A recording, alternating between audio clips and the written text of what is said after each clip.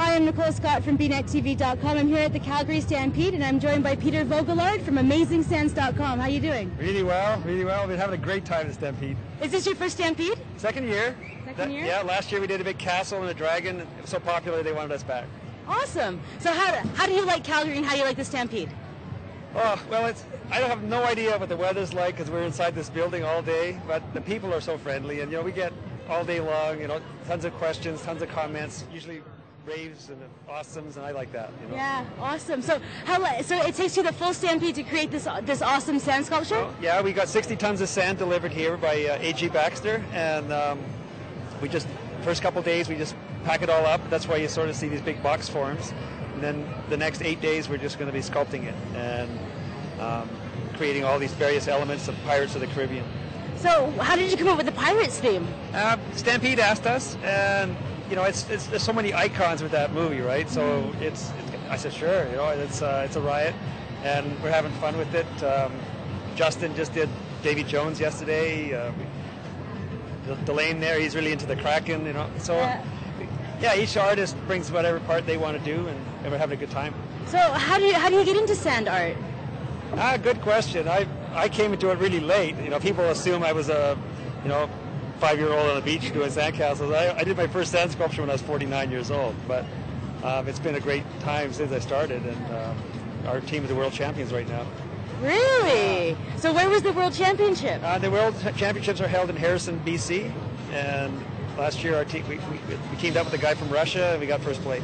So what did you sculpt? We did Jungle Book. So we had Mowgli, all the animals, the ruins in the jungle, all that stuff, and it was a big hit. So how does it exactly work? How do you create these sculptures? Well, there's a lot of sweat involved. People always think there's some magic ingredient, and it's just hard work. Like that big boat behind me is probably between 25 and 30 tons of sand, and we had to shovel it all into forms by hand. So people don't realize, the very first step of sand sculpting is hard work, and then after that you get to play with the little tools. So are you going to show me what these do? Sure. Fantastic. Yeah. So no problem. I started on this face last night, and you can see it's just a matter of kind of scratching away and trying to find the form where, how you say, like Michelangelo said, you take away everything that's not the figure you want, and then you end up with it. But this is just wet sand you're carving. That's right. Now it's not beach sand. Like people say, I couldn't do this. It's like the first step is we buy pit sand, and the pit sand has a naturally occurring clays in it. So that's the difference between working with this and stuff at the beach. So there's probably about 3 or 4% natural clay in the sand, and that's helping to hold it together. So now, if you were to leave something like this out in the elements and it didn't rain, how long would it last? Without a sealer coat, it wouldn't last very long. But if we do these shows outside, we actually put a diluted glue on them, and they can withstand the rain, they can withstand the sun and wind. We just completed a big show in Prince Edward Island that's going to be open all summer. It's called Sandland. So these sand sculptures are obviously very, very amazing. What was your favorite thing to sculpt?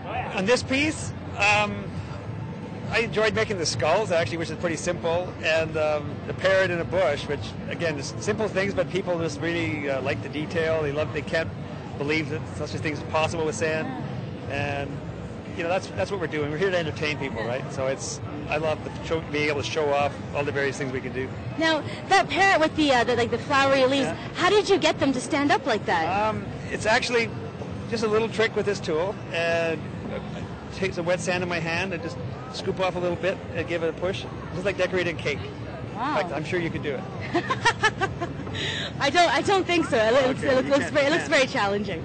Okay. Yeah, well, thank you very much for taking the time to show us your amazing works. It was a very, very interesting to find out how simple you say it could be. It is. Anybody can do it, honest. Okay, this has been Peter with AmazingSands.com, and I'm Nicole Scott for BNetTV.com.